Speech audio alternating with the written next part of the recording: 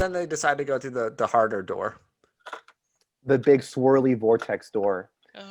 The freaking tribunal looked awesome. I loved them. They were cool. Were they from Sentai? Because those costumes were really impressive. The like onesie suits kind of thing with the masks and the heads and like, I mean, you like that had some serious atmosphere. Like that felt like a magical tribunal. That could have been a scene in Buffy, you know?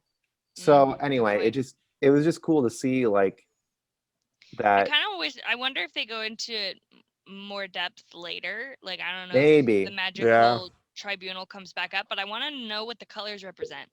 Like, you can kind of figure out black and white represent like good magic and dark magic, but what's the red represent? Right, like thinking about that, like blood magic, life and death, or and like spirit or conscience or something. Right. It gets you thinking, and that's my point. That was cool. It could have easily been 3 CGI balls of light, but they actually had some cool stuff going on. Yeah, those costumes would have creeped me out if I watched this as a kid. So kinda, yeah, me too. Yeah, that's a good point. Yeah, they also kind of looked like 3D. It's like if Frank Miller wrote what the future of Teletubbies were, it would be them. They did look like Teletubbies. Look like creepy head thing. Yeah. No face, you know? Yeah. I was like, the gritty Teletubby reboot, you know? And their face, like their mouths don't move when they talk. The masks, so like, the masks don't move. So it's just like this like faceless face. I don't know. I was certainly impressed with that because there's already a lot going on, and you know, Power Rangers doesn't often like go above and beyond that way where they're not like they're not taking like funny enough, the Power Ranger franchise doesn't take the lesson this episode is teaching us. You know, like often they'll take the easy way out. So it was cool to see them be like, no, like we're these costumes. So yeah. I will say also the Red Tribunal's voice reminded me of a game show host. It was so deep and like friendly, like, oh, by the way, if you take this door, then we voted no. The one in all black was just like annoyed at him. He was a jerk. He was a jerk.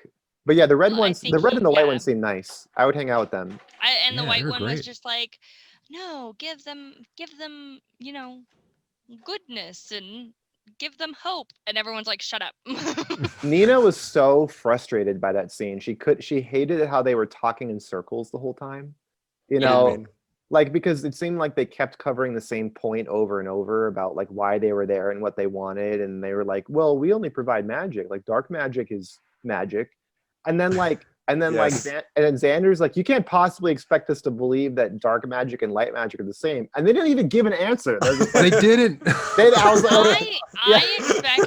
I expected that there was going to be some sort of lesson in that. Like you have to find the light within the dark. So I was like, oh, they're just giving them a hint to go back and...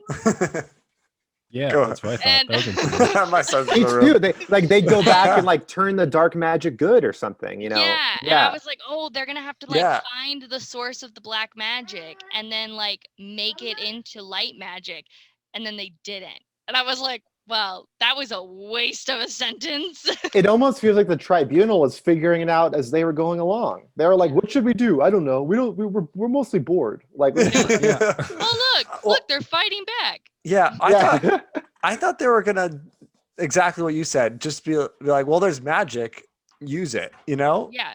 Mm-hmm. Just because it's dark magic doesn't mean you have to be bad. I was like, that was what I thought the lesson was going to be. That as long as there's magic, then you can find a way to fix things. And then they just helped them and for them. They go back to the real world. Annoyed. I know. I was like, what kind of like what is this like Yoda philosophy you're trying to convey right now? Mm-hmm. Like stick to your guns or whatever. Yeah. But they go back to the real world and then just like show some gumption. And then the tribunal's like, you know what? No, like they're chill. Yeah then they decided to do that. Yeah. I don't know what they were expecting. Like they haven't had any people in 3 centuries, but then like, did they know the other Power Rangers exist? Like there's teenagers who fight for goodness. What do you think they were going to do? Another thing, you haven't had someone come to you in 3 centuries, then these people are probably worth helping. Yeah. That's probably why they jerked them around so much, because they were like wanted to keep the conversation going. They're like, please don't leave. We're lonely. Yeah. You're stuck here forever. They probably have never met Power Rangers before because they only Probably. deal with like the magical world and the Mystic Force Rangers. Like this is only the second team that's ever existed, right? Because like the original team was all wizards or something like that. I honestly don't know. I can't remember. That's your guys' stuff. It's like segmented. So some seasons it's like, oh, there was a team before us, and in some they're like in their own pocket dimensions kind of thing. It depends on each season. I thought they were all just sequels. Okay, that's good to know. But my point is that even if other Rangers did exist, because technically we do know they are, because Xander's in Once a Ranger.